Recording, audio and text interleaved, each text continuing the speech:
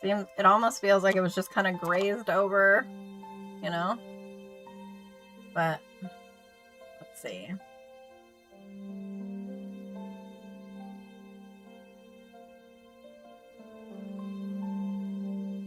Definitely a sobering reminder, you know? Okay, so we head on into Second Samuel chapter 1. Welcome to those joining us. God bless you. If you need prayer, please don't hesitate to ask.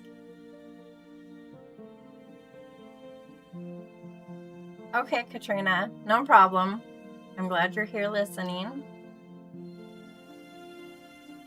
Now it happened after the death of Saul that David returned from striking down the Amalekites. Then David remained 2 days in Ziklag. Now it happened that on the third day, behold, a man came out of the camp from Saul, and his clothes were torn, and dust was on his head. And it happened when he came to David that he fell to the ground and prostrated himself. Then David said to him, "From where do you come?" And he said to him, "I have escaped from the camp of Israel." And David said to him, "How did things go? Tell me now." And he said, "The people have fled from the battle, and also many of the people have fallen and are dead, and Saul and Jonathan his son are dead also." So David said to the young man who told him, "How do you know that Saul and his son Jonathan are dead?" And the young man who told him said, "By chance I happened to be on Mount Gilboa, and behold, Saul was leaning on his spear, and behold, the chariots and the horsemen pursued him closely. Then he turned to look behind him, and he saw me and called to me, and I said, 'Here I am.' And he said to me, 'Who are you?' And I answered him, 'I am an Amalekite.' Then he said to me, 'Please stand beside me and put me to death, for agony has seized me because my life still lingers in me.' So I stood beside him and put him to death, because I knew that he could not live after he had fallen. And I took the crown which was on his head and the bracelet which was on his arm, and I have brought them here to my Lord." Then David took hold of his clothes and tore them, and so also did all the men who were with him. And they lamented and wept and fasted until evening for Saul and his son Jonathan, and for the people of Yahweh and the house of Israel, because they had fallen by the sword. And David said to the young man who told him, "Where are you from?" And he answered, "I am the son of a sojourner, an Amalekite." Then David said to him, "How is it that you were not afraid to send forth your hand to destroy the anointed of Yahweh?" And David called one of the young men and said, "Approach and fall upon him." So he struck him and he died. And David said to him, "Your blood is on your head, for your mouth has answered against you, saying, 'I have put the anointed of Yahweh to death.'" Then David chanted with this funeral lament over Saul and Jonathan his son, and he told them to teach the sons of Judah the song of the bow. Behold, it is written in the book of Jasher, "Your beauty, O Israel, is slain on your high places. How have the mighty fallen? Tell it not in Gath, proclaim it not in the streets of Ashkelon, lest the daughters of the Philistines be glad, lest the daughters of the uncircumcised exult. O mountains of Gilboa, let not dew or rain be on you, nor fields of offerings. For there the shield of the mighty was defiled, the shield of Saul, not anointed with oil. From the blood of the slain, from the fat of the mighty. The bow of Jonathan did not turn back, and the sword of Saul did not return empty. Saul and Jonathan, beloved and pleasant in their life, and in their death they were not separated. They were swifter than eagles, they were mightier than lions. O daughters of Israel, weep over Saul, who clothed you luxuriously in scarlet, who put ornaments of gold on your clothing. How have the mighty fallen in the midst of the battle? Jonathan is slain on your high places. I am distressed for you, my brother Jonathan. You have been very pleasant to me. Your love to me was more wonderful than the love of women. How have the mighty fallen and the weapons of war perished?" And that was 2 Samuel chapter 1.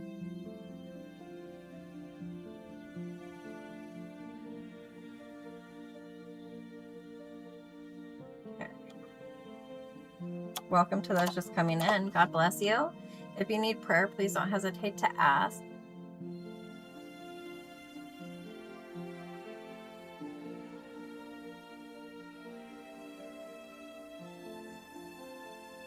Drop these comments down in here.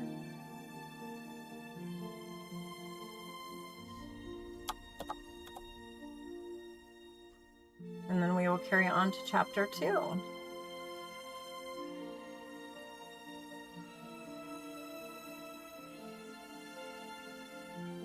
Just a moment. Feel free to jump down in the comments and tell us what's God been doing in your life lately. If you have a praise report, we would love to celebrate with you. Also, in the pinned comment, you will find the link to the Discord server. We would love to have you join over there. I'm just going to take a drink and then we will get to going.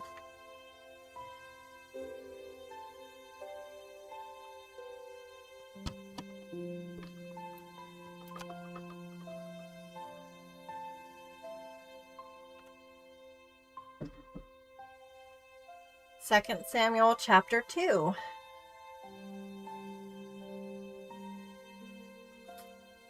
Now it happened afterwards that David asked of Yahweh, saying, Shall I go up to one of the cities of Judah? And Yahweh said to him, Go up. So David said, Where shall I go up? And he said, To Hebron. So David went up there, and his 2 wives also, Ahinoam the Jezreelitess, and Abigail the wife of Nabal the Carmelite. And David brought up his men who were with him, each with his household, and they lived in the cities of Hebron. Then the men of Judah came, and there anointed David king over the house of Judah. And they told David, saying, It was the men of Jabesh-Gilead who buried Saul.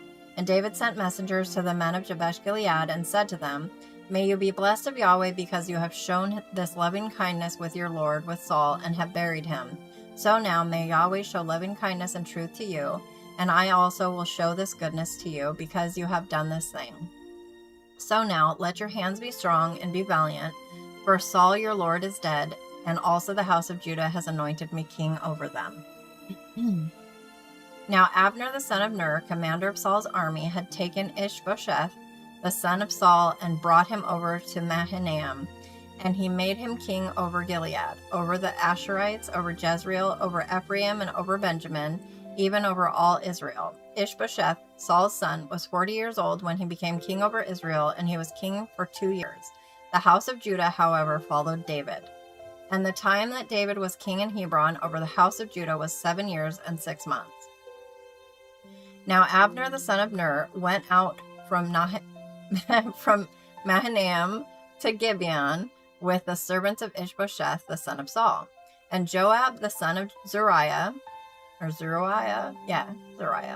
and the servants of David went out and met them by the pool of Gibeon, and they sat down, one on the one side of the pool, and the other on the other side of the pool.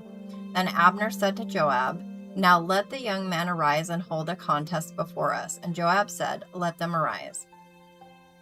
So they arose and went over by count, 12 for Benjamin and Ishbosheth the son of Saul, and 12 of the servants of David. And each one of them seized his opponent by the head and thrust his sword in his opponent's side. So they fell down together. Therefore that place was called Helkath Hazurim, which is in Gibeon. And that day the battle was very severe, and Abner and the men of Israel were defeated before the servants of David. Now the 3 sons of Zeruiah were there, Joab and Abishai and Asahel.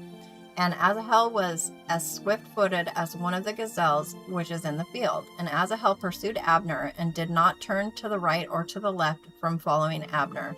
Then Abner turned to look behind him and said, Is that you, Asahel? And he answered, It is I. So Abner said to him, Turn to your right or to your left, and seize one of the young men for yourself, and take for yourself his spoil. Asahel was not willing to turn aside from following him. And Abner repeated again to Asahel, Turn aside from following me. Why should I strike you to the ground? How then could I lift up my face to your brother Joab? However, he refused to turn aside. Therefore Abner struck him in the belly with the butt end of the spear, so that the spear came out at his back. And he fell there and died on the spot. And it happened that all who came to the place where Asahel had fallen and died stood still. But Joab and Abishai pursued Abner. Now the sun was going down, and they came to the hill of Ammah, which is in the front of Giah by the way of the wilderness of Gibeon. And the sons of Benjamin gathered together behind Abner and became one band, and they stood on the top of a certain hill. Then Abner called to Joab and said, Shall the sword devour forever? Do you not know that it will be bitter in the end? How long will you refrain from telling the people to turn back from following their brothers? And Joab said, As God lives, If you had not spoken, surely then the people would have only gone away in the morning, each from following his brother. So Joab blew the trumpet, and all the people stood still and pursued Israel no longer, nor did they continue to fight anymore. But Abner and his men then went through the Arabah all that night. So they crossed the Jordan, walked all morning, and came to Mahanaim. Goodness. Now Joab returned from following Abner, and he had gathered all the people together, and 19 of David's servants besides Asahel were missing. But the servants of David had struck down many of Benjamin and Abner's men, so that 360 men died. And they took up Asahel and buried him in his father's tomb, which was in Bethlehem. Then Joab and his men went all night until the day dawned at Hebron. And that was 2 Samuel chapter 2. Yeah, I'll pray for you now, Scott. Father God, I ask that you be with Scott. You clear his head, Lord, and help him to be able to hear your voice and have peace. I ask that you heal him completely, Lord, and just love him through this. And we thank you so much for Scott. In Jesus' name, amen. Okay, Scott, sleep tight and dream sweet. Get some rest. I will talk to you soon. Message me and let me know how you're doing.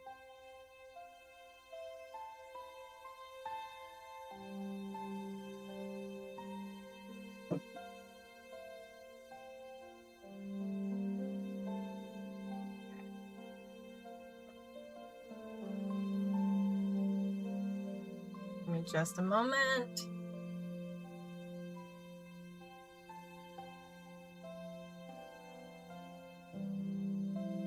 Drop these comments.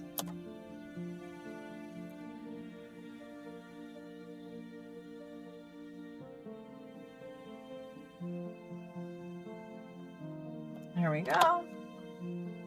Welcome to those just coming in. God bless you. You're welcome, Scott. Love you. If anybody needs prayer, please don't hesitate to ask. We will be headed into 2 Samuel chapter 3.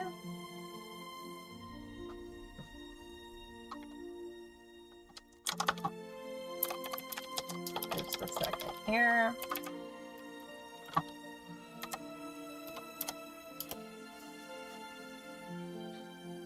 Okay.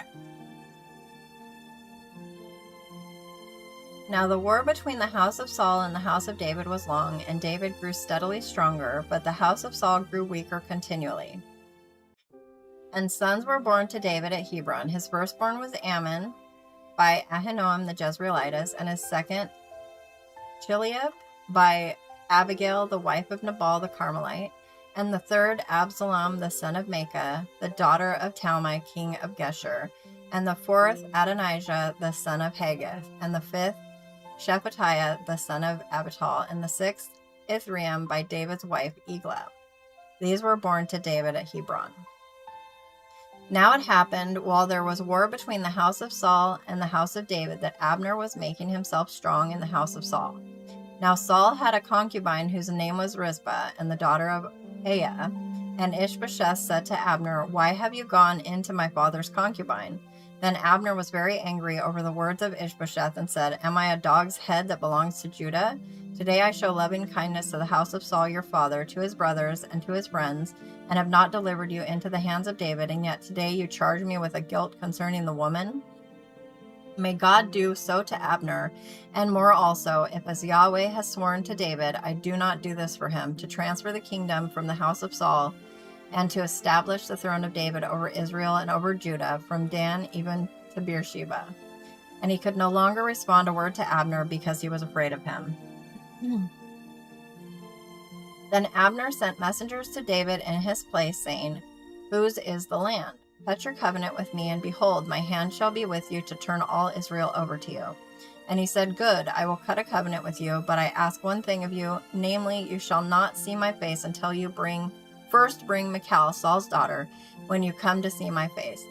So David sent messengers to Ishbosheth, Saul's son, saying, "Give me my wife Michal, to whom I was betrothed for 100 foreskins of the Philistines." And Ishbosheth sent and took her from her husband, from Paltiel the son of Laish, But her husband went with her, weeping as he went, and followed her as far as Bahurim. Then Abner said to him, "Go, return." So he returned. Now Abner had consultation with the elders of Israel, saying, "In times past you were seeking for David to be king over you. So now do it. For Yahweh has spoken of David, saying, By the hand of my servant David I will save my people Israel from the hand of the Philistines and from the hand of all their enemies." Abner also spoke in the hearing of Benjamin, and in addition Abner went to speak in the hearing of David in Hebron, all that was good in the sight of Israel and in the sight of the whole house of Benjamin. Then Abner and 20 men with him came to David at Hebron, and David made a feast for Abner and the men who were with him. And Abner said to David, "Let me arise and go and gather all Israel to my lord the king, that they may cut a covenant with you, and that you may be king over all that your soul desires." So David sent Abner away, and he went in peace. And behold, the servants of David and Joab came from a raid and brought much spoil with them. But Abner was not with David in Hebron, for he had sent him away, and he had gone in peace. Now Joab and all the army that was with him arrived, and they told Joab, saying, "Abner the son of Ner came to the king, and he has sent him away, and he has gone in peace."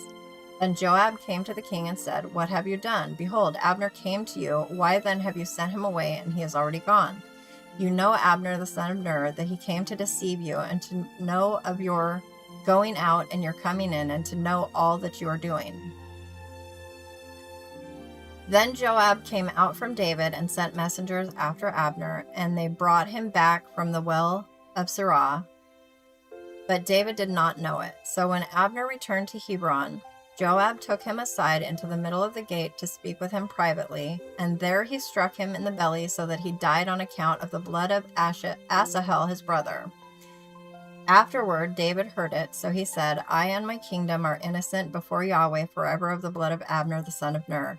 May it whirl on the head of Joab and on all his father's house, and may one who has a discharge, or who is a leper, or who takes hold of a spindle, or who falls by the sword, or who lacks bread, not be cut off from the house of Joab." So Joab and Abishai his brother killed Abner, because he had put their brother Asahel to death in the battle at Gibeon. Then David said to Joab and to all the people who were with him, "Tear your clothes and gird your sackcloth and lament before Abner." And King David walked behind the bier. Thus they buried Abner in Hebron, and the king lifted up his voice and wept at the grave of Abner, and all the people wept. And the king chanted a lament for Abner and said, "Should Abner die as a wicked fool dies? Your hands were not bound, nor your feet put in fetters. As one falls before the unrighteous, you have fallen." And all the people continued to weep over him. Then all the people came to persuade David to eat bread while it was still day, but David swore an oath, saying, "May God do so to me, and more also, if I taste bread or anything else before the sun goes down."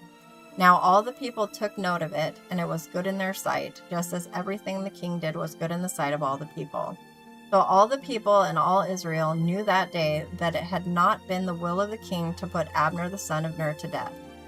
Then the king said to his servants, "Do you not know that a prince and a great man has fallen this day in Israel? Thus I am weak today, though anointed king, and these men, the sons of Zeruiah, are too difficult for me.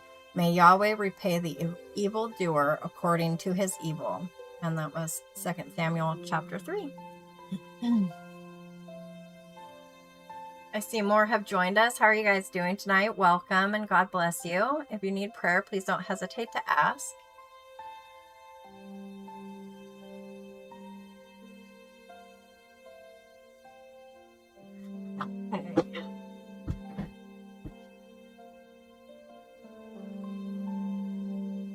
Just a second. I have to fix something in the stream real quick. Oh, okay, Carla. Well, I'm so glad you were here. Sleep tight and dream sweet.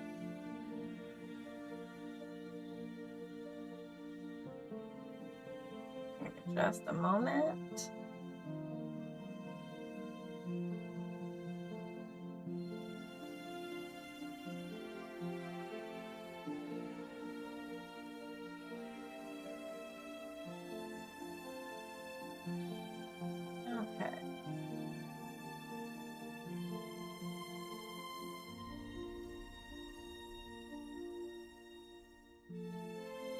Oh, you're welcome. I'm always happy to read to you guys.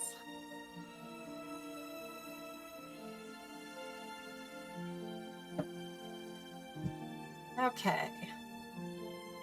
2 Samuel chapter 4. Then Ishbosheth, Saul's son, heard that Abner had died in Hebron, and he lost courage, and all Israel was dismayed. Now Saul's son had 2 men who were commanders of bands. The name of the one was Baanah, and the name of the other Rechab, sons of Rimmon the Beerothite. And the sons of Benjamin, for Beeroth is also considered part of Benjamin, and the Beerothites fled to Gittaim and have been sojourners there until this day. Now Jonathan, Saul's son, had a son crippled in his feet. He was 5 years old when the report of Saul and Jonathan came from Jezreel. And his nurse took him up and fled. And it happened that in her hurry to flee, he fell and became lame. And his name was Mephibosheth. Hugo, I'm so glad you're here. How are you? Are you glad it's the weekend? I hope you've had a good week. Oh, yeah. I hope you sleep well, Katrina. Sleep tight and dream sweet. So the sons of Rimmon the Beerothite, Rechab and Baanah, went forth and came to the house of Ishbosheth in the heat of the day while he was taking his midday rest. They came to the middle of the house as if to get wheat, and they struck him in the belly, and Rechab and Baanah, his brother, escaped. Thus they came into the house as he was lying on his bed in his bedroom, and they struck him and put him to death and beheaded him. And they took his head and went on the way leading to the Arabah all night. And they brought the head of Ishbosheth to David at Hebron and said to the king, Behold, the head of Ishbosheth, the son of Saul, your enemy, who sought your life. Thus Yahweh has given my lord the king vengeance this day on Saul and his seed. And David answered Rechab and Baanah his brothers, sons of Rimmon the Beerothite, and said to them, As Yahweh lives, who has redeemed my life from all distress, when one told me, saying, Behold, Saul is dead, and thought he was bringing good news, I seized him and killed him in Ziklag, which was the reward I gave him for his news. How much more, when wicked men have killed a righteous man in his own house on his bed, shall I not now require his blood from your hand and purge you from the earth? Then David commanded the young men, and they killed them and cut off their hands and feet and hung them up beside the pool in Hebron. But they took the head of Ishbosheth and buried it in the grave of Abner in Hebron. And that was 2 Samuel chapter 4. And I'm going to continue on at least through chapter 9. Excuse me. Okay, so I need to fix the stream here real quick to reflect that I am reading further than originally intended. Oh yeah? How was that?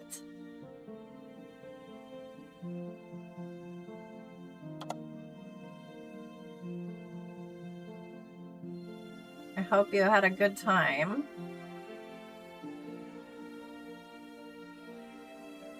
Oops.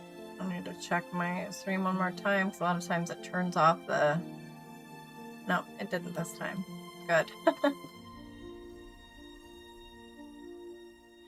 So far, the train has not come tonight, so you haven't missed it yet. Although, usually, it's around 10:45, I think. Sometimes 11:15, but if not, then not until 1. So, you may have missed it anyway.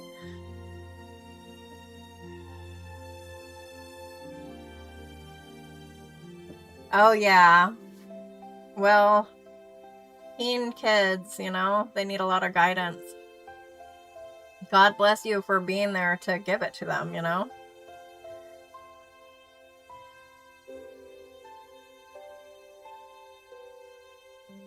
Yes, I'm sure you are making a great impact on them.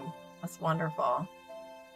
Welcome to those just joining us. God bless you. I'm about to head into 2 Samuel chapter 5. I will be reading at least through chapter 9 of 2 Samuel tonight. If anybody needs prayer, please don't hesitate to ask. And I will grab a bottle of water. to celebrate your being here, Hugo. There, I'm drinking water.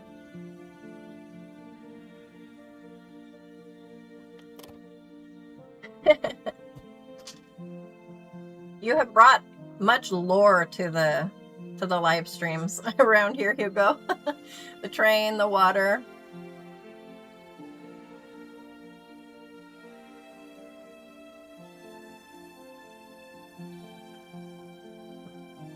Okay. What were you teaching the kids tonight? Or what was the lesson over there? Yes, you make it fun, Hugo. When you're not here, I miss you. It's been a while, too. But I do appreciate it when you're commenting on my other content as well. Okay, 2 Samuel chapter 5. Then all the tribes of Israel came to David at Hebron and said, Behold, we are your bone and your flesh. Previously, when Saul was king over us, you were the one who led us out and brought in Israel. And Yahweh said to you, You will shepherd my people Israel, and you will be a ruler over Israel. So all the elders of Israel came to the king at Hebron, and King David cut a covenant with them in Hebron before Yahweh. Then they anointed David king over Israel. Now David was 30 years old when he became king, and he reigned 40 years. At Hebron he reigned over Judah 7 years and 6 months, and in Jerusalem he reigned 33 years over all Israel and Judah. Then the king and his men went to Jerusalem against the Jebusites, the inhabitants of the land, and they said to David, You shall not come in here, but the blind and lame will turn you away, thinking, David cannot enter here.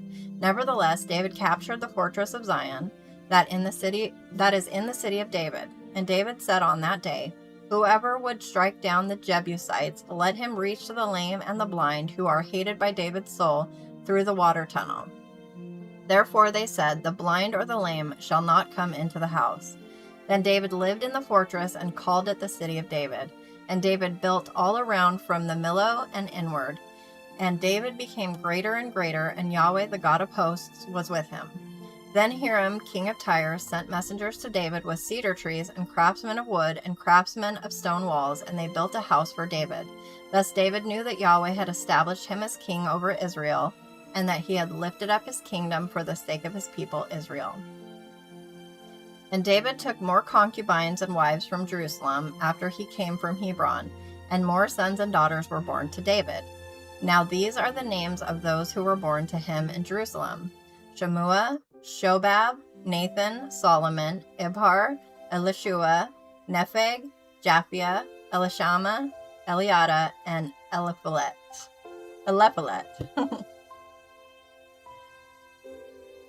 Oh, I'm glad you watched that. He'll get a kick out of that.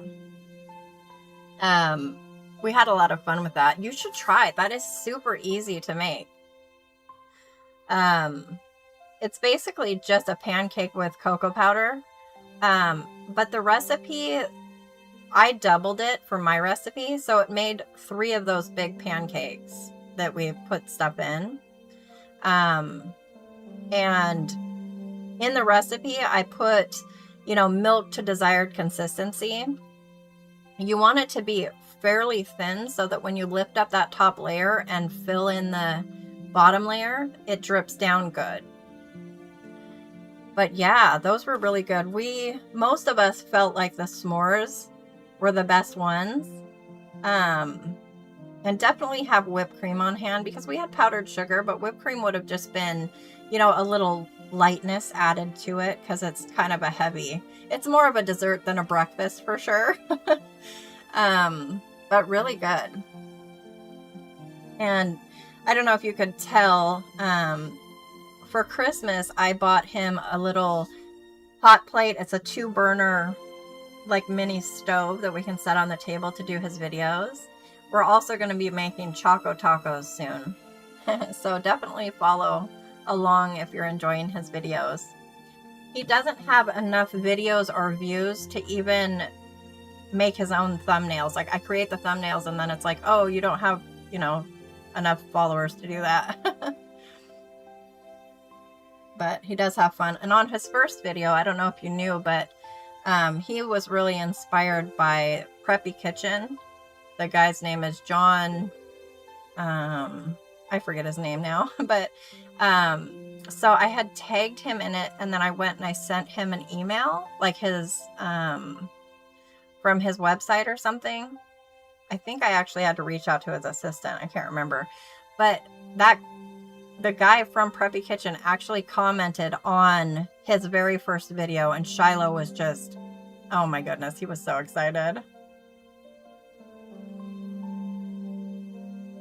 Oh yeah, I haven't pulled his account up in YouTube Creator, but it actually wants me to like verify the channel. So I put in my phone, and then it says, oh, this number is associated with many accounts. I'm like, you know that it's my same account. It's like on the same account. What is the deal? But at any rate, he would like to be a chef or a cook, or, you know, he's always making his own little recipes and stuff. And I want to encourage him in that. Okay, I'm going to continue on reading. Then the Philistines heard that they had anointed David king over Israel, so all the Philistines went up to seek out David. And David heard of it and went down to the fortress. Now the Philistines had come and spread themselves out in the valley of Rephaim. Then David asked of Yahweh, saying, shall I go up against the Philistines? Will you give them into my hand? And Yahweh said to David, go up, for I will certainly give the Philistines into your hand. So David came to Baal Perazim, and there David struck them down, and he said, Yahweh has broken through my enemies before me, like the breakthrough of waters. Therefore he named that place Baal Perazim, and they forsook their idols there, so David and his men carried them away. Then the Philistines yet again came up and spread themselves out in the valley of Rephaim. So David asked of Yahweh, and he said, you shall not go directly up, circle around behind them, and come at them in front of the balsam trees. And it will be that when you hear the sound of marching in the tops of the balsam trees, then you shall act promptly, for then Yahweh will have gone out before you to strike the camp of the Philistines. Then David did so, just as Yahweh had commanded him, and struck down the Philistines from Geba as far as Gezer. And that was chapter 5 of 2 Samuel. Welcome to those just coming in. Yeah, he's gonna beatbox. We should call him a little beatbox cooker. He's so cute. Steven also has a channel. His is gaming. His is Tiny Dragon. I'll have to send you the link in Discord. He's always wanting to go live, and I'm like, you can't go live. You have to be 16 years old to go live on YouTube. And if you have an adult, you can. And I may do that with him at some point. But for my kids, Steven doesn't show his face, but I think he may have in one video for a little bit, but most of it's just the gameplay on the screen.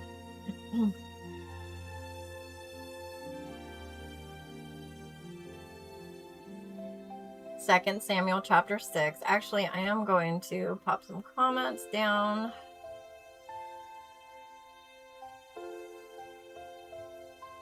In here. Hang on just a second.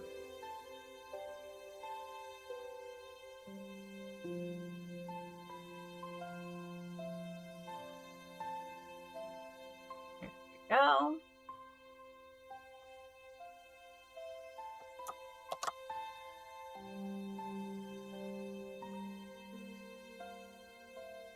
Just one second. Yeah, all of my kids at some point or another wanted to be YouTubers. Kenny does not anymore. Avery does have a YouTube channel.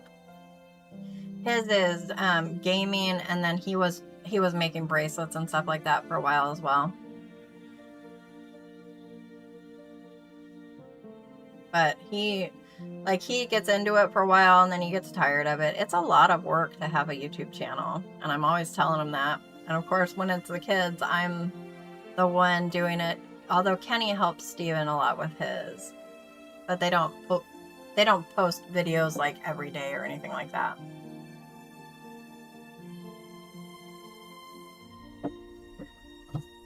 Okay. 2 Samuel chapter 6. Then David again gathered all the chosen men of Israel, 30,000. And David arose and went with all the people who were with him from Baal Judah to bring up from there the ark of God, which is called by the name, the very name of Yahweh of hosts, who is enthroned above the cherubim. And they drove the ark of God on a new cart, that they might bring it from the house of Abinadab, which was on the hill, and Uzzah and Ahio, maybe, the sons of Abinadab, were leading the new cart. So they brought it with the ark of God from the house of Abinadab, which was on the hill, and Ahio was walking ahead of the ark. Now David and all the house of Israel were celebrating before Yahweh with all kinds of instruments made of fir wood, and with lyres, harps, tambourines, castanets, and cymbals. Then they came to the threshing floor of Nacon, and Uzzah reached out toward the ark of God and took hold of it, because the oxen nearly upset it, and the anger of Yahweh burned against Uzzah, and God struck him down there for his irreverence, and he died there by the ark of God. And David became angry because of Yahweh's breaking out against Uzzah, and that place is called Perez Uzzah to this day. So David was afraid of Yahweh that day, and he said, "How can the ark of Yahweh come to me?" And David was unwilling to move the ark of Yahweh into the city of David with him. But David took it aside to the house of Obed-Edom the Gittite. Thus the ark of Yahweh remained in the house of Obed-Edom the Gittite 3 months, and Yahweh blessed Obed-Edom and all his household. Then it was told to King David, saying, "Yahweh has blessed the house of Obed-Edom and all that belongs to him, on account of the ark of God." So David went and brought up the ark of God from the house of Obed-Edom into the city of David with gladness. And so it happened that when those who were carrying the ark of Yahweh had gone 6 paces, he sacrificed an ox and a fatling. And David was dancing before Yahweh with all his strength, and David was girded with a linen ephod. So David and all the house of Israel were bringing up the ark of Yahweh with shouting and the sound of the trumpet. Then it happened, as the ark of Yahweh came into the city of David, that Michal, the daughter of Saul, looked out of the window and saw King David leaping and dancing before Yahweh, and she despised him in her heart. And they brought in the ark of Yahweh and placed it in its place inside the tent which David had pitched for it. And David offered burnt offerings and peace offerings before Yahweh. Then David completed offering the burnt offerings and the peace offerings, and he blessed the people in the name of Yahweh of hosts. And he apportioned to all the people, to all the multitude of Israel, both to men and women, a cake of bread, and one of dates, and one of raisins to each one. Then all the people went each to his house. But David returned to bless his household, and Michal, the daughter of Saul, came out to meet David and said, "How the king of Israel has glorified himself today. He uncovered himself today in the eyes of his servants' maids, as one of the worthless ones shamelessly uncovers himself." So David said to Michal, "It was before Yahweh who chose me above your father and above all his house to appoint me ruler over the people of Yahweh, over Israel. Therefore I will celebrate before Yahweh. And I will be esteemed even more lightly than this, and will be humble in my own eyes. But with the maids of whom you have spoken, with them I will be glorified." And Michal, the daughter of Saul, had no child to the day of her death. And that was 2 Samuel chapter 6. Welcome to those just coming in. God bless you. If you need prayer, please don't hesitate to ask.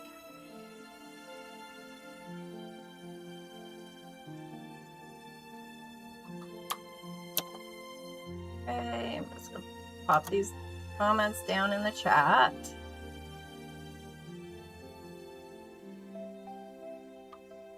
There we go. Oops, it didn't paste. There we go. 2 Samuel chapter 7. I'm going to drink some of my water real quick, and then I will carry on.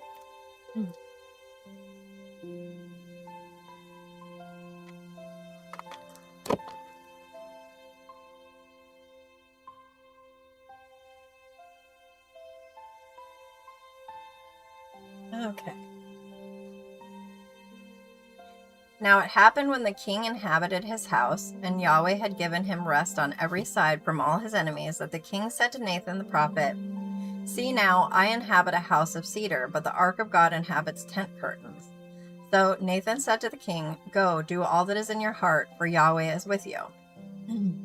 Now it happened in the same night that the word of Yahweh came to Nathan, saying, "Go and say to my servant David, Thus says Yahweh, Are you the one who would build me a house to inhabit? For I have not inhabited a house since the day I brought up the sons of Israel from Egypt, even to this day. But I have been going about in a tent, even in a tabernacle. Wherever I have gone about with all the sons of Israel, did I speak a word with one of the tribes of Israel, which I commanded to shepherd my people Israel, saying, Why have you not built me a house of cedar?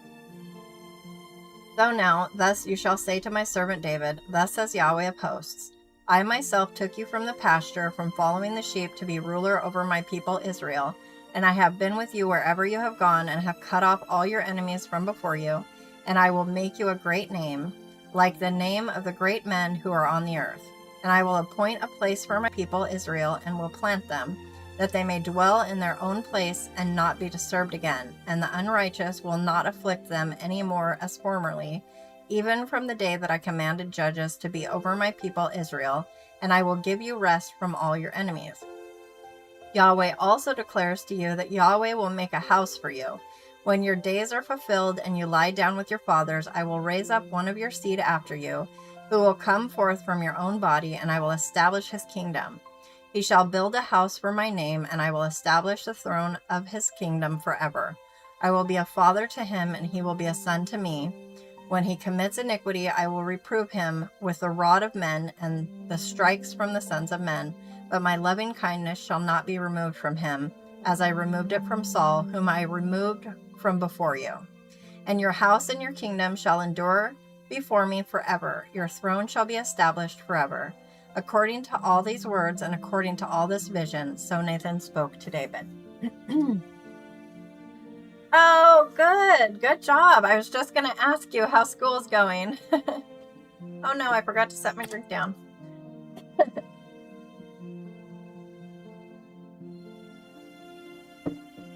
Keep up the good work. Then David the king went in and sat before Yahweh, and he said, Who am I, O Lord Yahweh, and what is my house that you have brought me this far? And yet this was a small thing in your eyes, O Lord Yahweh, for you have spoken also of the house of your slave concerning the distant future. And this is the law of man, O Lord Yahweh. And again, what more can David say to you? And you know your slave, O Lord Yahweh. For the sake of your word and according to your own heart, you have done all this greatness to let your slave know. For this reason you are great, O Lord Yahweh, for there is none like you, and there is no God besides you, according to all that we have heard with our ears. And what one nation on the earth is like your people Israel, whom God went to redeem for himself as a people, and to make a name for himself, and to do a great thing for you, and awesome things for your land, before your people whom you have redeemed for yourself from Egypt, from nations and their gods. Yet you have established for yourself your people Israel as your own people forever, and you, O Yahweh, have become their God. So now, O Yahweh God, the word that you have spoken concerning your slave and concerning his house, establish it forever, and do as you have spoken, that your name may be magnified forever. Oh, my throat gurgled. By saying, Yahweh of hosts is God over Israel. And the house of your servant David shall be established before you. For you, O Yahweh of hosts, the God of Israel, have revealed in the hearing of your slave, saying, I will build you a house. Therefore your slave has found courage in his heart to pray this prayer to you. So now, O Lord Yahweh, you are God, and your words are truth, and you have promised this good thing to your slave. So now be pleased and bless the house of your slave, that it may be forever before you. For you, O Lord Yahweh, have spoken, and with your blessing may the house of your slave be blessed forever. And that was 2 Samuel chapter 7. Welcome to those just coming in. God bless you. How are you guys doing tonight?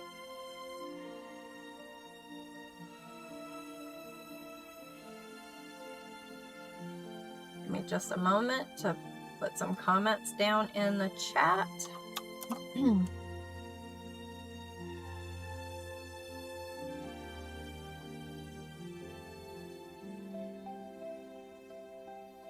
Takes just a minute.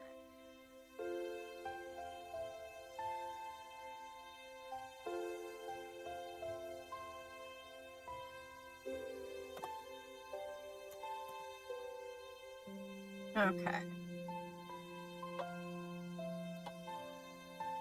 I really wish there was a way to set the comments up to just automatically go when I want them to go. Because I set them up ahead of, I prepared them ahead of the live, but then I can't really comment them while I'm reading.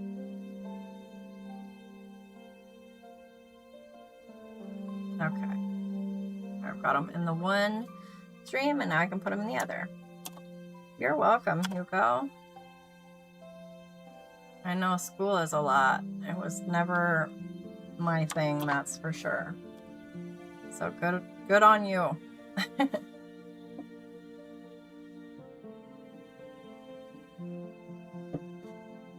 Okay, 2 Samuel chapter 8. Now it happened afterwards that David struck the Philistines and subdued them. And David took control of the chief city from the hand of the Philistines. He also struck Moab and measured them with the line, making them lie down on the ground, and he measured 2 lines to put to death, and 1 full line to keep alive. And the Moabites became servants to David, bringing tribute. Then David struck Hadadezer, the son of Rahab, king of Zobah, as he went to restore his power at the river. And David captured from him 1,700 horsemen and 20,000 foot soldiers. And David hamstrung all the chariot horses, but left enough of them for 100 chariots. Then the Arameans of Damascus came to help Hadadezer, king of Zobah, and David struck down 22,000 Arameans. Then David placed garrisons among the Arameans of Damascus, and the Arameans became servants to David, bringing tribute.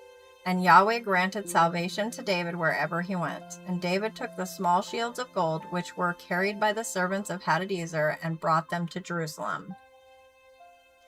Also from Beta and from Berothai, cities of Hadadezer, king of David, took a very large amount of bronze. Then Toi, king of Hamath, heard that David had struck down all the military force of Hadadezer, so Toi sent Joram, his son, to King David to greet him and to bless him, because he had fought against Hadadezer and struck him down, for Hadadezer had been at war with Toi. And in Joram's hand were articles of silver, of gold, and of bronze. King David also set these apart as holy to Yahweh, with the silver and the gold that he had set apart as holy from all the nations which he had subdued, from Aram, Moab, the sons of Ammon, the Philistines, Amalek, and from the spoil of Hadadezer, son of Rehob, king of Zobah. So David made a name for himself when he returned from striking down 18,000 Arameans in the Valley of Salt. Then he placed garrisons in Edom.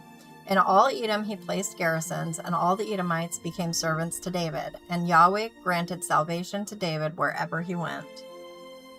So David reigned over all Israel, and David was doing justice and righteousness for all his people.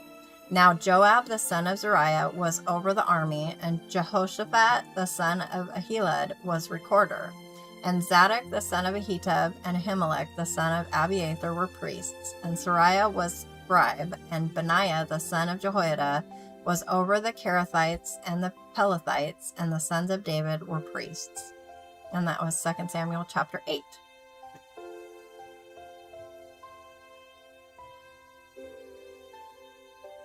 I see more people are joining. God bless you. How are you guys doing on this wonderful Friday night?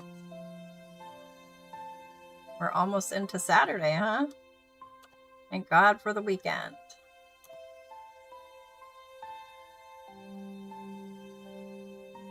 Just going to place down these comments again.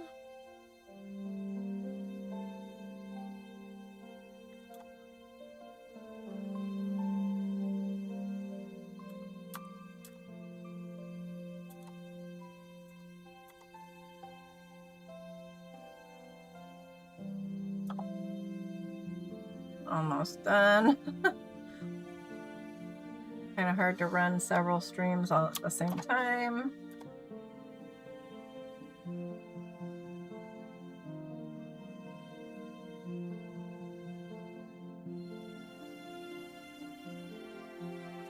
All right, one last comment, and I will be done with that and carry on reading into chapter 9. Yes, we have breath in our lungs and another day to praise Him with it. Okay, so I'm going to take a drink. And actually, I think I'm going to turn on my heater.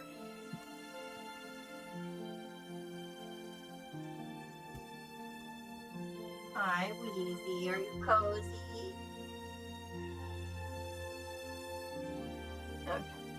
Okay.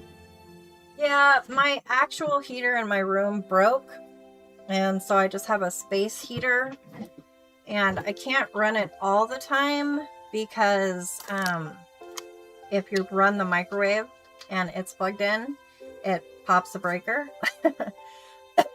I just haven't had the money to fix the heater in my room, so. And the heater in Stephen and Shiloh's room is the same way. It's really frustrating. Especially since we've only lived here like 5 years. And it was put in at that time, the heat system, so.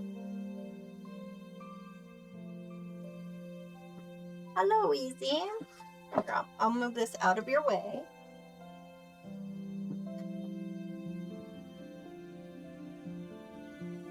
Wheezy is letting me know that she's already let me stay up past bedtime.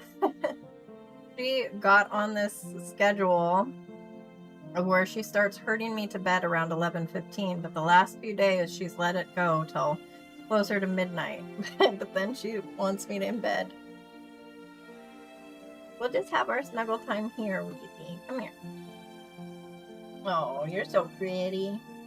I had ordered a harness for her with a leash, and it's got this pretty bow on it, and it kind of looks like little wings. And I put it on her, and I put it on loosely just so she could kind of adjust to it. And she had a spaz attack, flipped around, but then because it was loose, it got hooked in her mouth. And I took it off of her, so we're gonna have to try again another time. But she looked so cute. She's got a really calm temper, so I'm thinking she could be good to take on walks, but I may have to get one of those bags, those clear bags that cats go around in instead. You're a good kitten. Okay, 2 Samuel chapter 9. Then David said, "Is there yet anyone left of the house of Saul that I may show him loving kindness for Jonathan's sake?" Now there was a servant of the house of Saul whose name was Ziba, and they called him to David, and the king said to him, "Are you Ziba?" And he said, "I am your servant." And the king said, "Is there not yet anyone of the house of Saul to whom I may show the loving kindness of God?" And Ziba said to the king, "There is still a son of Jonathan who is crippled in both feet." So the king said to him, "Where is he?" And Ziba said to the king, "Behold, he is in the house of Machir the son of Ammiel in Lo-debar." Then King David sent and took him from the house of Machir the son of Ammiel from Lo-debar. So Mephibosheth, the son of Jonathan, the son of Saul, came to David and fell on his face and prostrated himself. And David said, "Mephibosheth." And he said, "Here is your servant." And David said to him, "Do not fear, for I will surely show loving kindness to you for the sake of your father Jonathan, and will restore to you all the land of your grandfather Saul, and you shall eat at my table continually." So he prostrated himself and said, "What is your servant that you should regard a dead dog like me?" Then the king called Saul's young man Ziba and said to him, "All that belonged to Saul and to all his house I have given to your master's grandson. And you and your sons and your servants shall cultivate the land for him, and you shall bring in the produce so that your master's grandson may have food and eat of it. Nevertheless, Mephibosheth, your master's grandson, shall eat at my table continually." Now Ziba had 15 sons and 20 servants. Then Ziba said to the king, "According to all that my lord the king commands his servant, so your servant will do." So Mephibosheth ate at David's table as one of the king's sons. Now Mephibosheth had a young son whose name was Micah. And maybe it's Micah? I'm not sure. I'm going to go with Micah. And all who lived in the house of Ziba were servants to Mephibosheth. So Mephibosheth lived in Jerusalem, for he ate at the king's table continually. Now he was lame in both feet. And that was 2 Samuel chapter 9. And since we still have people with ears to hear, I will continue. Oh, I'll type it down here. That's Wheezy. Her name is actually Cyber Eloise. Like this. And I'm big on nicknames. You've probably noticed. So it just has kind of morphed into Wheezy. Or Queenie Face. But I call her Queen Wheezy. Oh my goodness, she is, I love her tremendously. She's a wonderful, wonderful kitten. Yeah, my son was spelling it like this, and he likes to call her Weezer because he likes the band Weezer. But it's Wheezy from Eloise, so it's Oisey. She's just precious. I love all of the kitties, but she has a special part of my heart, that's for sure. So I am going to continue reading, as I was saying, since we have people here to listen. So let me just edit my stream to reflect that I'm continuing to read. And then I will continue to read. See, I think we'll go at least through chapter 14.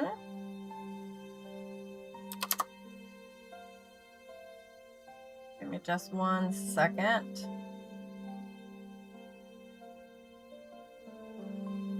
Ah, goodness. My mouse is so touchy.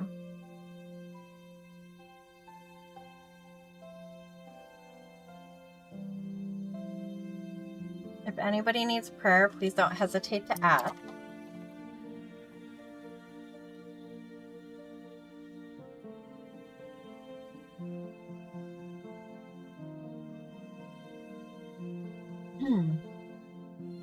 Okay.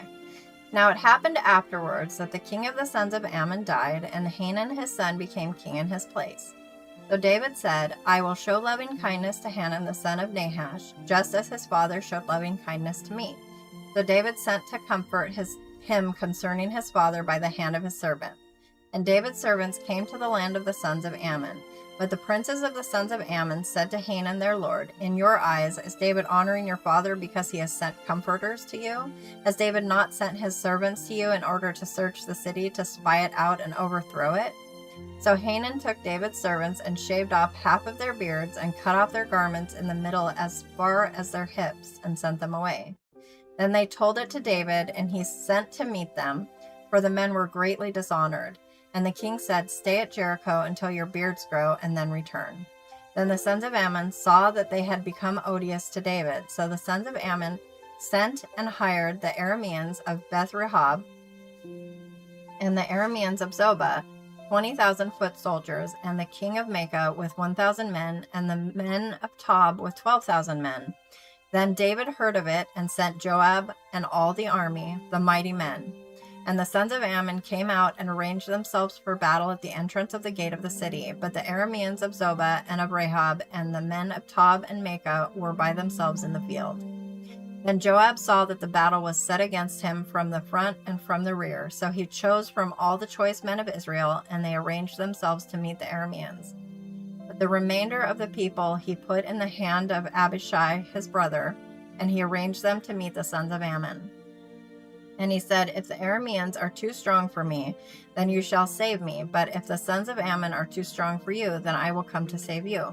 Be strong and let us show strength for the sake of our people and for the cities of our God. And may Yahweh do what is good in his sight. So Joab and the people were with him. Who were with him, drew near for the battle against the Arameans, and they fled before him. Now the sons of Ammon saw that the Arameans fled, so they also fled before Abishai and came into the city.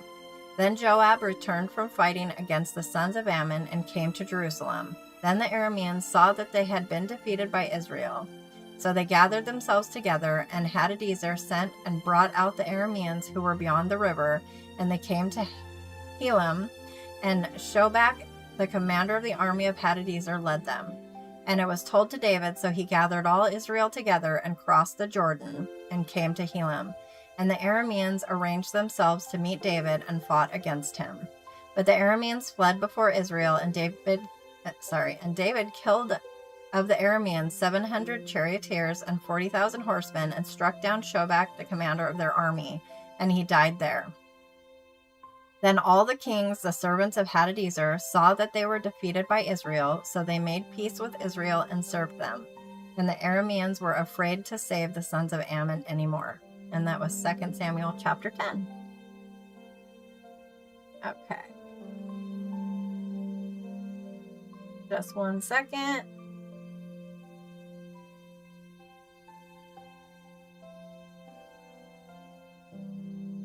Just have to fix the stream real quick, and I will continue reading.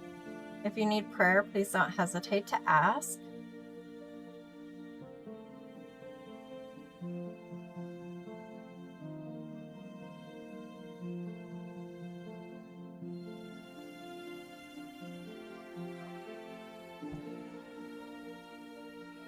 Sorry. There we go. YouTube or my computer, one or both, is lagging a little bit here. Okay, save that. Yeah, I'm close to 6K. What is it at now? Let me see.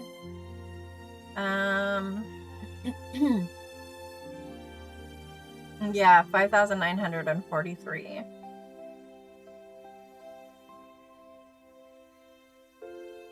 I think a lot of them lately have come for the kibbies or the funny videos. I've had a couple that got quite a bit of traction. Welcome to those just coming in. God bless you. If you need prayer, please don't hesitate to ask. And I would sure love it if you would hit like and subscribe. And also in the pinned comment, there is the link to join us over on the Discord server. We would love to get to know you over there. Excuse me. Yeah, I think I'm coming down with a cold. I don't love it, that's for sure.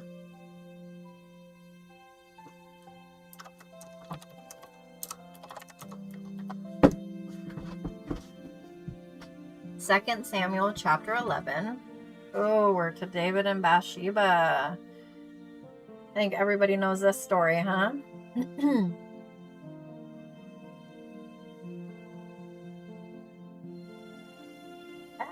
My screen is...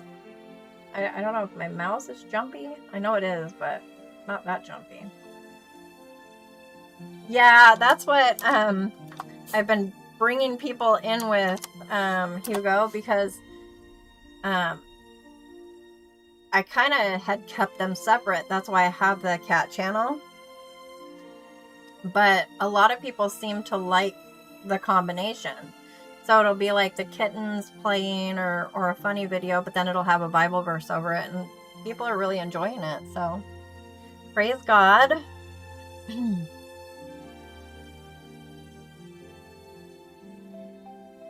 Now it happened in the spring, at the time when kings go out to battle, that David sent Joab and his servants with him and all Israel, and they destroyed the sons of Ammon and besieged Rabbah.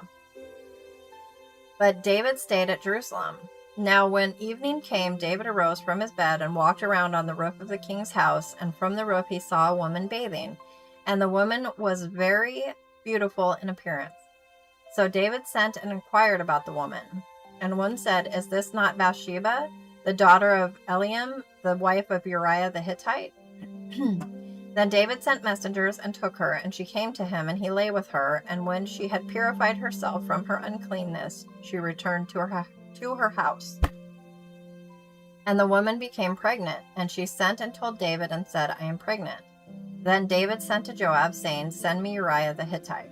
So Joab sent Uriah to David. When Uriah came to him, David asked concerning the state of Joab and the state of the people and the state of the war.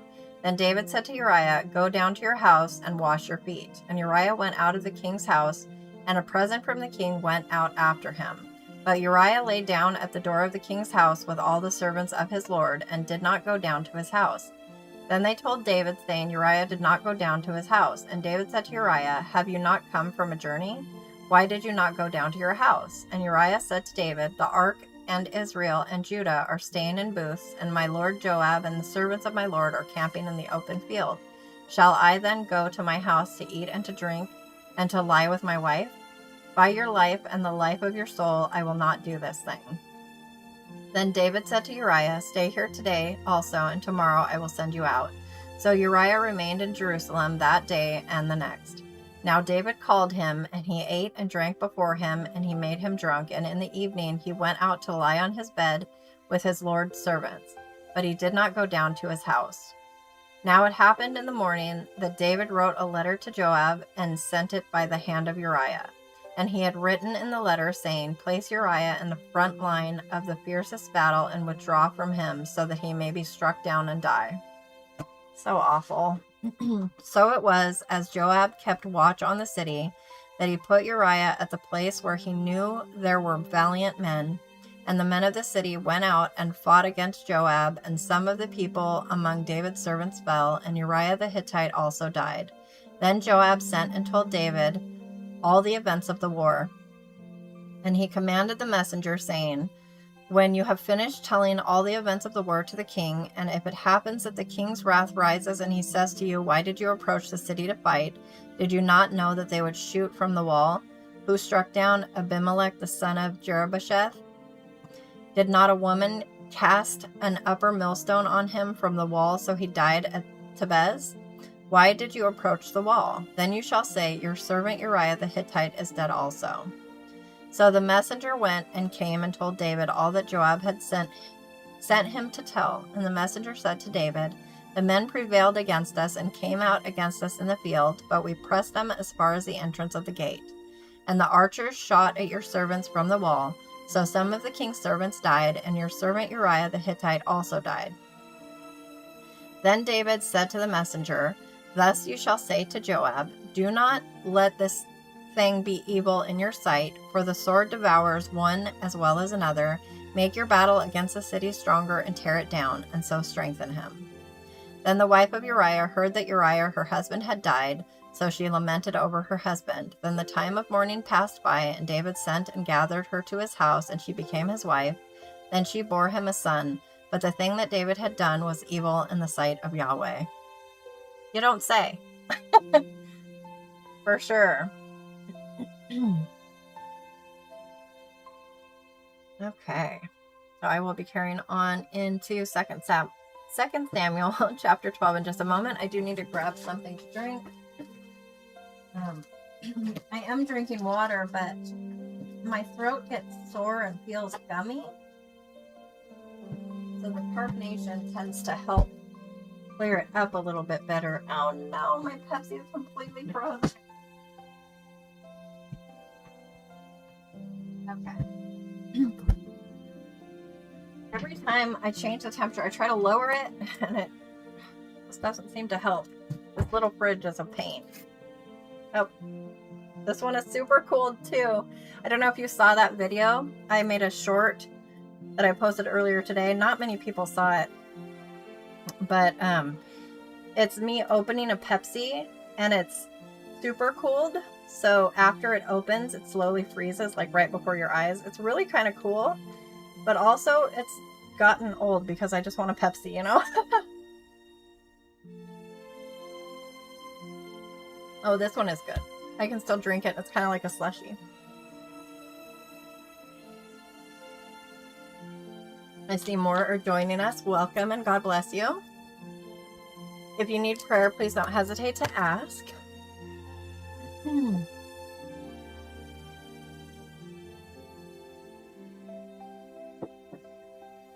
Oh, no worries, Hugo. What happens after an ad?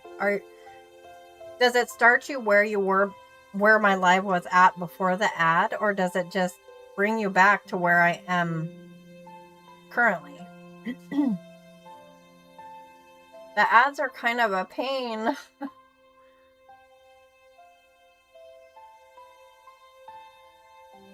But I know that oftentimes you're also doing dishes, or sometimes you step away to read the Bible and pray with your siblings. But you're not like beholden to me or anything, but I do appreciate you saying so. Honestly, I'm just glad you're here. I've missed having you around. How is your grandmother doing? Oh, no, really? You know what? I'm going to change it. I'm going to take off automatic ads, and then I'll just hit the add button between chapters so that doesn't happen. Let me go adjust that right now, because that's frustrating. I thought it would, kind of put you at where you had left off at. That's silly. Why do they do it the way they do? Okay, here. I'm going to change it to manual.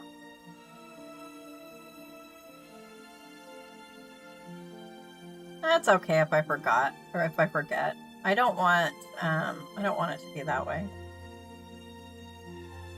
Although I can't control how the ads run in the vertical stream.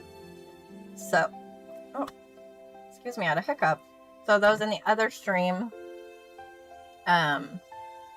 that's just going to do whatever YouTube does, because I don't have the option to send ads on that one, I don't think. Let me see. Yeah, see, I don't even have that ability over there on that stream. Oops, almost ended it.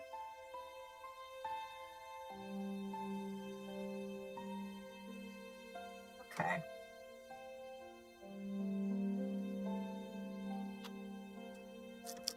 Oh man, that Pepsi's a perfect temperature. And the little ice chunks, it's fun.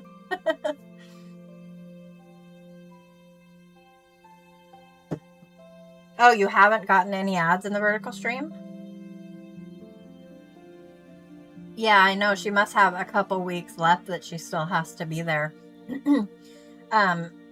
Is she understanding why she's there, or is that still a struggle? Because I've been praying for her, and I will continue to do so. My grandma had basically that same thing happen. She broke her hip, and they actually, she had very severe dementia, and they opted not to operate because she was just very fragile, and she was close anyway to passing away. And it would have just been, so hard on her. But then it was like, I was so worried about the level of pain, Yeah. Yeah, we've had discussions about that. I think it was Carla and I. Oh, no. It was, she hasn't been around for a while. It was Robin and I were talking about this a while back, and we were kind of thinking that maybe, they're even less aware than we think. Like, either their soul has already departed, or it's communing with God. There's a lot of different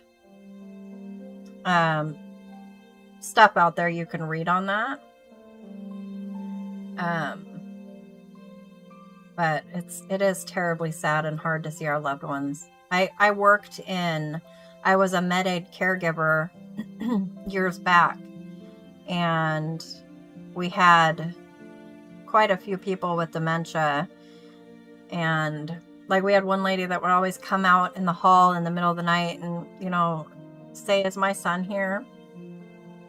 And you had to kind of shine her on. "Oh, we'll give him a call." And then the next time you'd say, "Oh, you know what? He called and he said, you go ahead and sleep here tonight, and he'll pick you up in the morning." Because then, of course, she would forget So hopefully it would relax her enough that she would rest. But you could just see it in her eyes, that the confusion and wondering why. And then she'd be like, oh, okay, and it just broke your heart. It's like, do you lie or, it was really hard to do.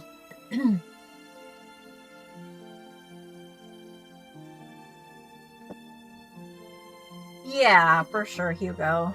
Was she a believer? Is she a believer? I'm curious because I've seen a lot of videos, particularly lately, where people will forget everything, but then you ask them about Jesus and they remember Jesus. So it would be interesting to hear your grandma's perspective on that.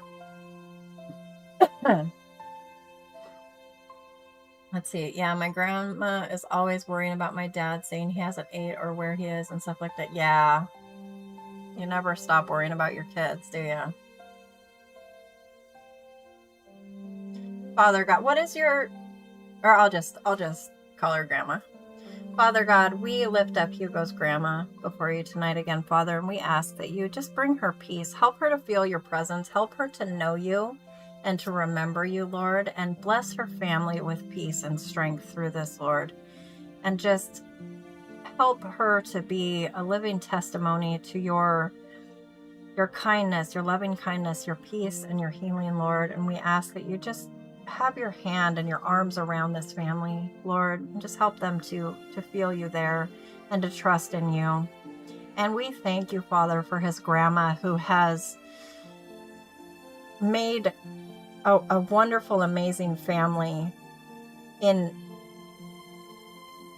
your light, Lord, and just carried your love down through generations, Lord, so that Hugo could come here and bless us and bless those in the youth group and everybody that he touches, Lord. And we just thank you for her and his whole family and for Hugo, Lord. And we ask that you bless them.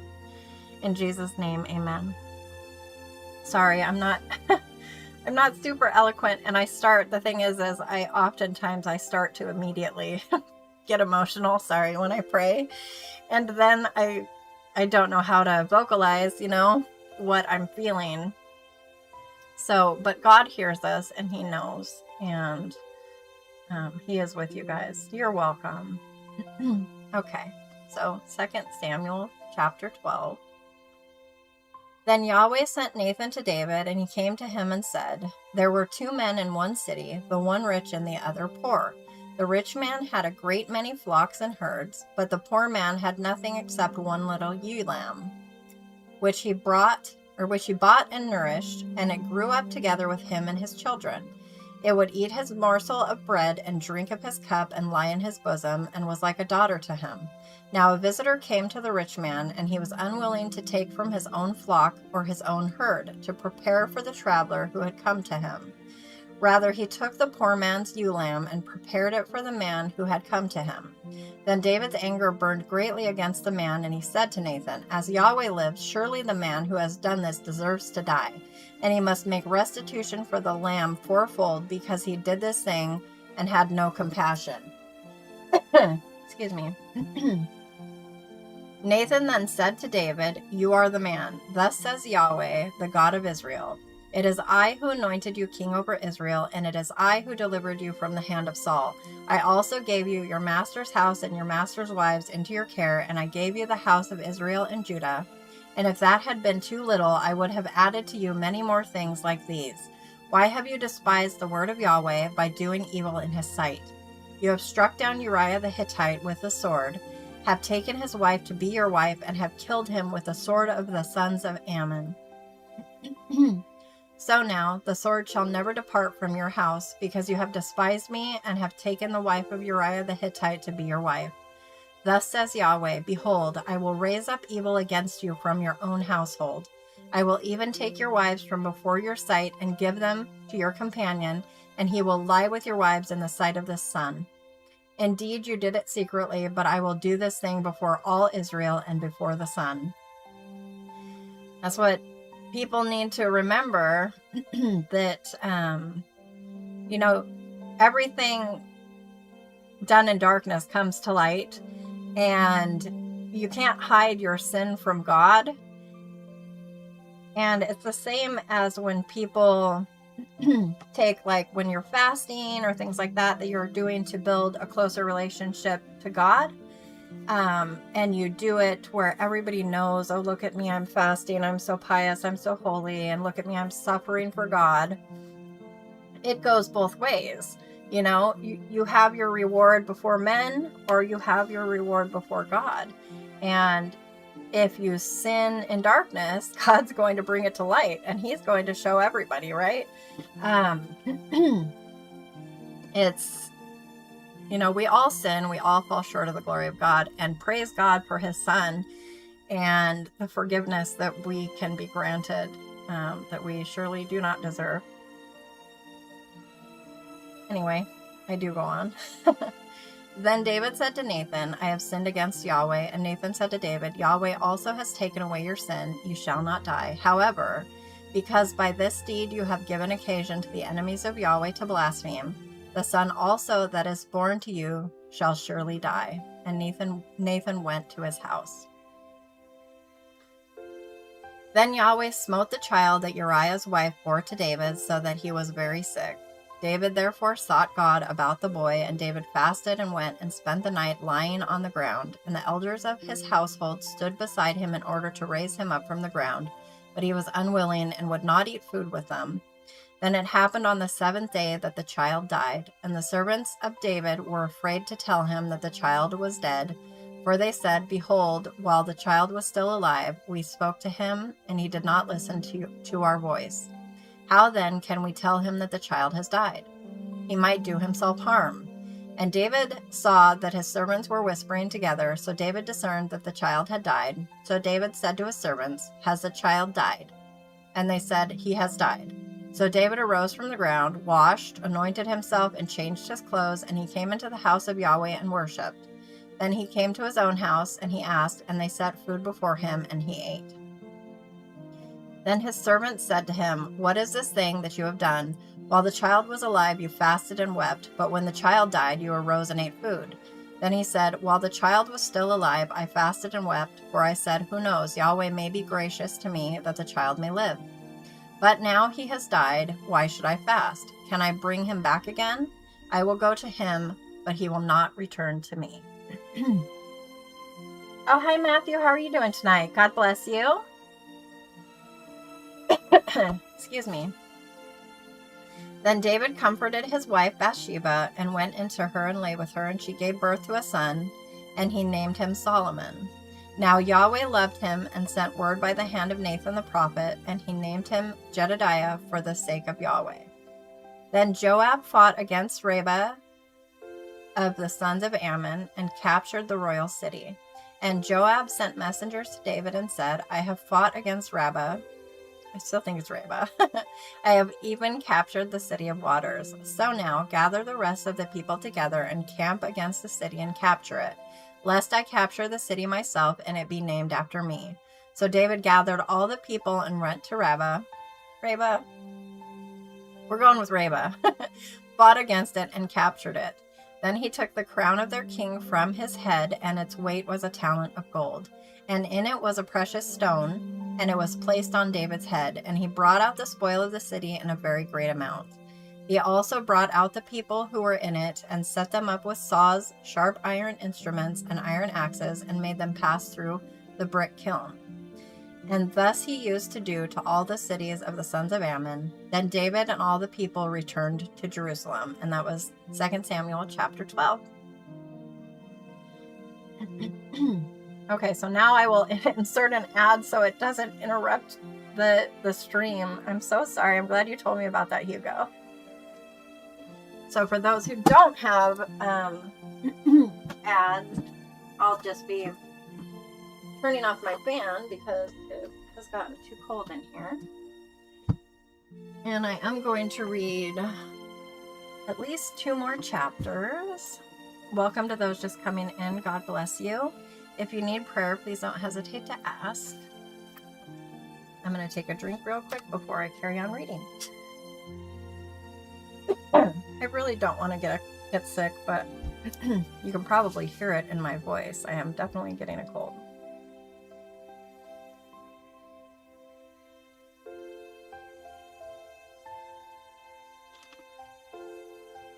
Okay. In fact, while I'm thinking of it, I'm going to have a little bit of honey to coat my throat so that it doesn't get sore.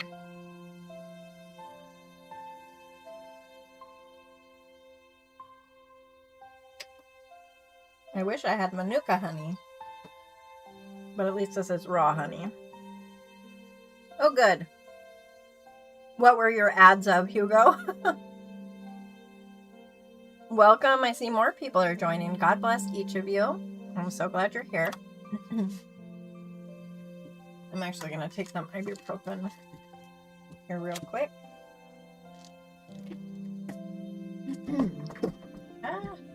I don't knock everything over first. A baseball ad, Fubo TV. I'm not familiar with Fubo. No, it doesn't. It says, like, I'll click the button and it says an ad placement or an ad has begun or something like that. And then it doesn't say when it's done, I don't think. I didn't notice it do it anyway. Okay. Now I'll take my pills and then I will continue on into 2 Samuel chapter 13.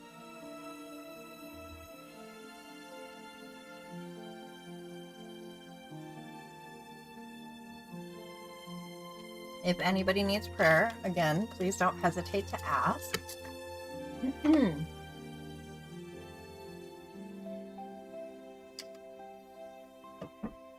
Okay.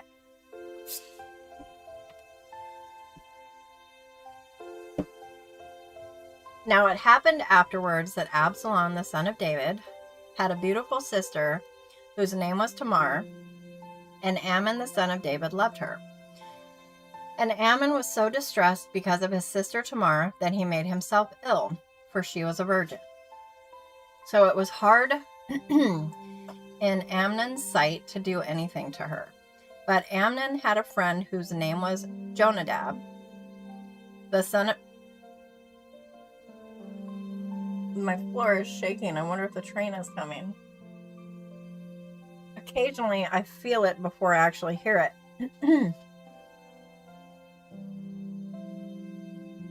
Oh, well, here, I'm going to do one real quick so that I can tell you what happened. I don't like to do this, but let's see what it does so I can tell you. Okay.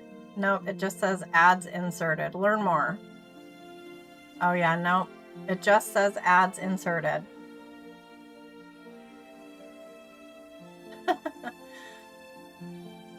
Okay. Is it finished yet?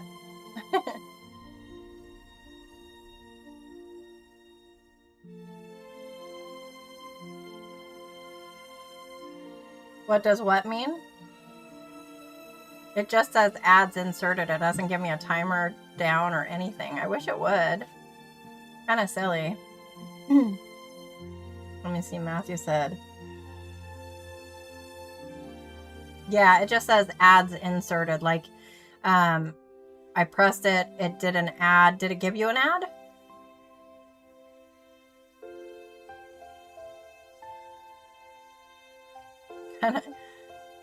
Kind of. I wish that they would just be more clear about how things work.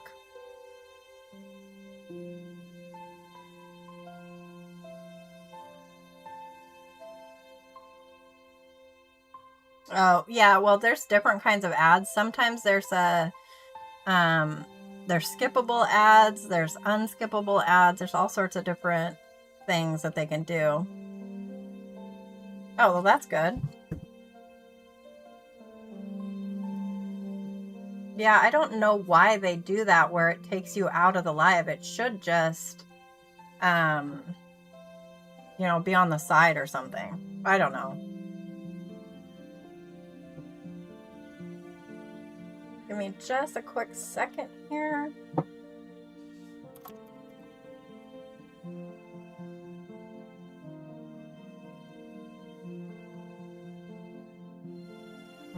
Okay, so um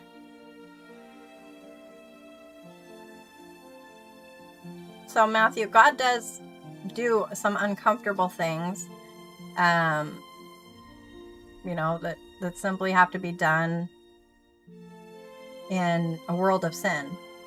God never intended for us to be comfortable in sin, or to have to punish us in these ways.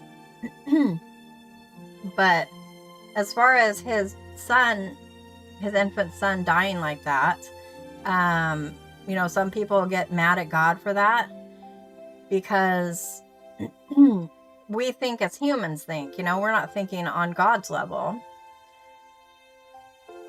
Some people think God didn't deal harshly enough with David, and some people think that this was just a horrible way to go about it, right? And it says here, David would never again have peace in his house. He would be publicly shamed for his private sin. And at the apex, his son would die. He told him that this would happen ahead of time. To me, it's like, I understand where you're coming from, because I feel like, Bathsheba, but because, yes, she slept with him when she was married, but he was a king. It's not like she would have had a whole lot of choice about it. But let me see. In an honor-based culture, some things were worse than death, like public humiliation. And, when people say God sent the illness that killed the child, that he was unjustly punishing the child. However, from God's perspective, he was not punishing the child, he was punishing David. And if you think about it, the baby then went to be with God, right?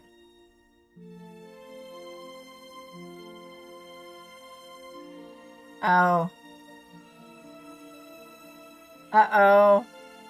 I had a feeling there was an issue. Sorry, I was reading from a different screen and didn't see. Let me see. You think what I'm thinking there, Hugo, that's just... Yeah, I'm guessing that's why you... Yeah, okay. All right. I figured that was the case. Immediately, for some reason, the Spidey senses tingled upon entrance there. But that's okay. I figure other people probably have the same kind of question.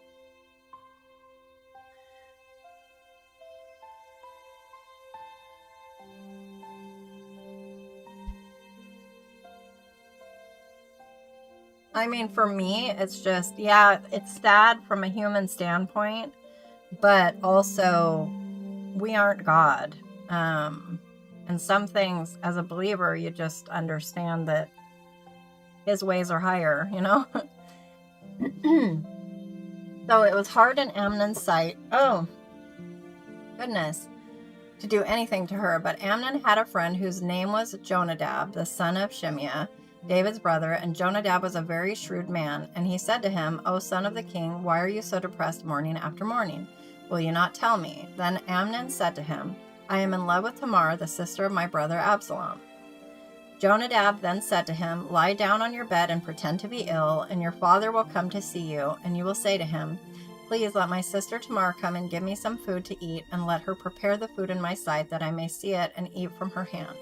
So Amnon lay down and pretended to be ill, and the king came to see him. And Amnon said to the king, Please let my sister Tamar come and make me a couple of cakes in my sight, that I may eat from her hand.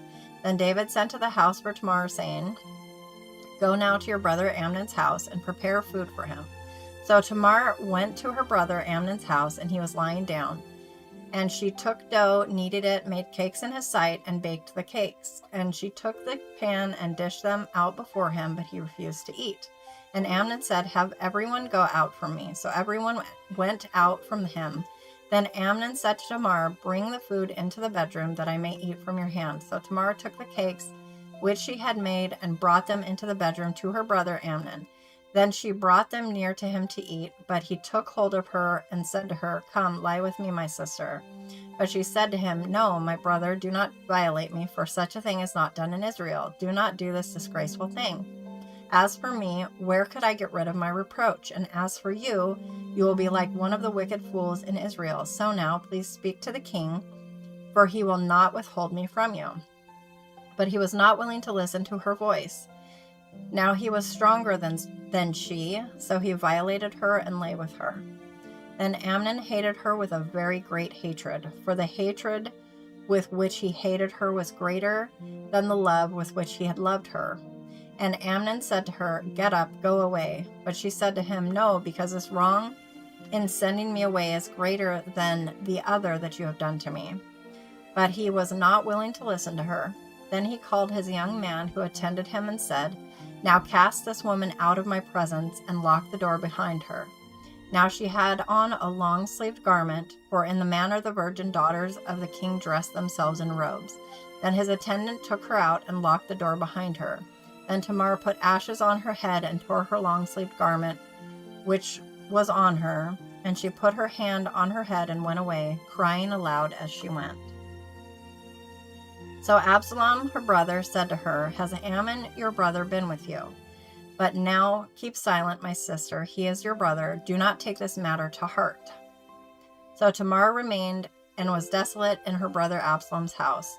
Now, when King David heard of all these matters, he was very angry. But Absalom did not speak to Amnon, either good or bad, for Absalom hated Amnon because he had violated his sister Tamar. Now it happened after 2 full years that Absalom had sheep shearers in Baal Hazor, which is near Ephraim, and Absalom invited all the king's sons. Okay, Hugo. God bless you. I'm glad you were here.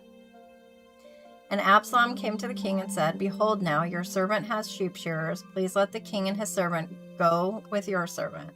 But the king said to Absalom, "No, my son, we should not all go, for we will be burdensome to you." Although he urged him, he was not willing to go, but blessed him. Then Absalom said, "If not, please let my brother Amnon go with us." And the king said to him, "Why should he go with you?" But Absalom urged him, so he sent Amnon and all the king's sons with him. Then Absalom commanded his young men, saying, "See now, when Amnon's heart is merry with wine, and when I say to you, 'Strike Amnon,' then put him to death. Do not fear, have not I myself commanded you? Be strong and be valiant." Thus the young men of Absalom did to Amnon just as Absalom had commanded. Then all the king's sons arose, and each mounted his mule and fled. Now it was while they were on the way that the report came to David, saying, "Absalom has struck down all the king's sons, and not one of them is left." Then the king arose, tore his clothes, and lay on the ground, and all his servants were standing by with clothes torn. But Jonadab, the son of Shimeah, David's brother, answered and said, "Do not let my lord suppose they have put to death all the young men, the king's sons, for Amnon alone has died, because by the intent of Absalom this has been set since the day that he violated his sister Tamar. So now, do not let my lord the king take the report to heart, saying all the king's sons have died, for only Amnon has died." Then Absalom fled, and the young man who was the watchman raised his eyes and looked, and behold, many people were coming from the road behind him by the side of the mountain. And Jonadab said to the king, "Behold, the king's sons have come, according to your servant's word." So it happened. As soon as he had finished speaking, behold, the king's sons came and lifted their voices and wept, and also the king and all his servants wept very bitterly. Now Absalom had fled and went to Talmai. Oh, Hugo just left, and there's the train. Oh no. Doesn't it just figure? Now Absalom had fled and went to Talmai, the son of Amihud, the king of Geshur, and David mourned for his son every day. So Absalom had fled and gone to Geshur, and was there 3 years. And the heart of King David was consumed with going out to Absalom, for he was comforted concerning Amnon, since he had died. And I am going to pause my reading for a second while the train goes by, because it's pretty loud. But then I will read one final chapter, and it will be 2 Samuel chapter 14. And I will read that here in just a second.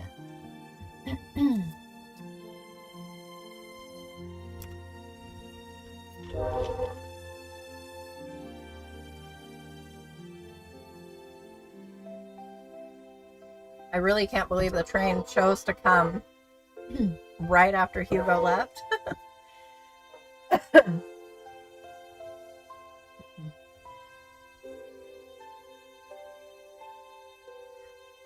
It's loud, isn't it, Burnaby?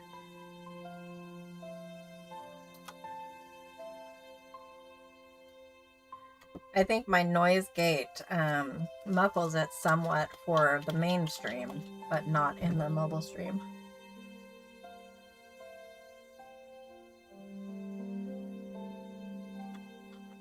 Okay, so 2 Samuel chapter 14.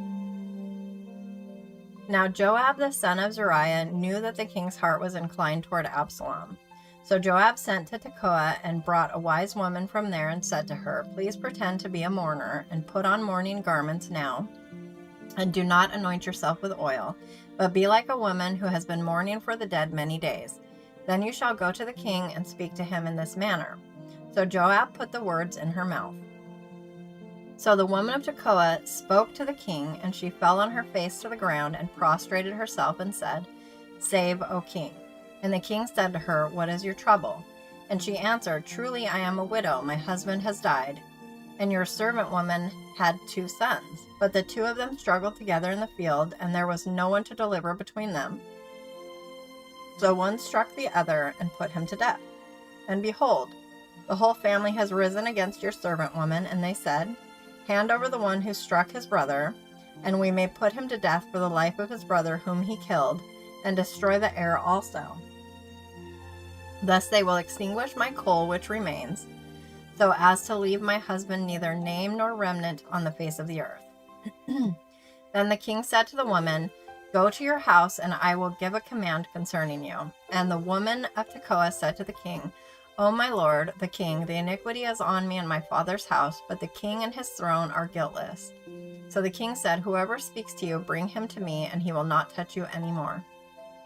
Then she said, "Please let the king remember Yahweh your God, so that the avenger of blood will not continue to bring about ruin, so that they would not destroy my son." And he said, "As Yahweh lives, not one hair of your son shall fall to the ground." Then the woman said, "Please let your servant woman speak a word to my lord the king." And he said, "Speak." Then the woman said, "Why then have you thought up such a thing against the people of God? For in speaking this word, the king is as one who is guilty, in that the king does not bring back his banished one. For we will surely die, and are like water spilled on the ground, which cannot be gathered up again. Yet God does not take away life, but thinks up ways so that the banished one will not be cast out from him. So now, the reason I have come to speak this word to my lord the king is that the people have made me afraid. So your servant woman said, 'Let me now speak to the king. Perhaps the king will perform the word of his maidservant. For the king will listen and deliver his maidservant from the hand of the man who would destroy both me and my son from the inheritance of God.' Then your servant woman said, 'Please let the word of my lord the king be a resting place. For as the angel of God, so is my lord the king to listen with discernment through the good and evil. And may Yahweh your God be with you.' Then the king answered and said to the woman, 'Please do not hide anything from me that I am about to ask you.' And the woman said, 'Let my lord the king please speak.'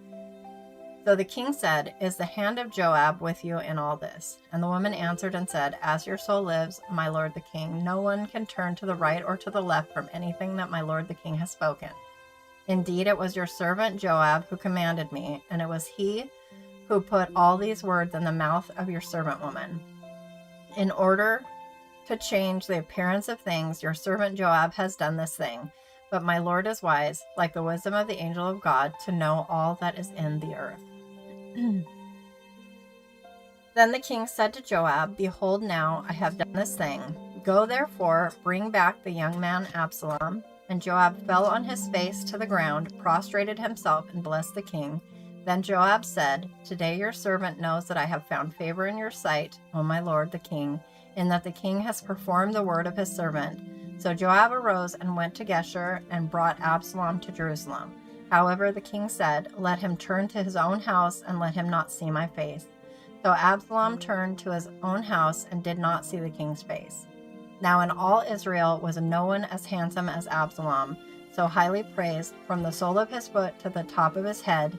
There was no defect in him. Excuse me. When he shaved the hair of his head, and it was at the end of every year that he shaved it, for it was heavy on him, so he shaved it. He weighed the hair of his head at 200 shekels by the king's weight. And to Absalom there were born 3 sons, and 1 daughter whose name was Tamar. She was a woman of beautiful appearance. Now Absalom lived 2 full years in Jerusalem and did not see the king's face. Then Absalom sent for Joab to send him to the king, but he was not willing to come to him. So he sent again a second time, but he was not willing to come. Therefore he said to his servants, "See, Joab's portion of land is next to mine, and he has barley there. Go and set it on fire." So Absalom's servants set the portion of land on fire. Then Joab arose, came to Absalom at his house, and said to him, "Why have your servants set my portion of land on fire?" And Absalom answered Joab, "Behold, I sent for you, saying, 'Come here, that I may send you to the king to say, why have I come from Geshur? It would be better for me still to be there. So now let me see the king's face, and if there is iniquity in me, let him put me to death." So Joab came to the king and told him, and he called for Absalom. Thus he came to the king and prostrated himself on his face to the ground before the king, and the king kissed Absalom. And that was 2 Samuel chapter 14, which is where I am going to leave off at tonight. Thank you all for being here. God bless you, and have a wonderful weekend. Bye-bye.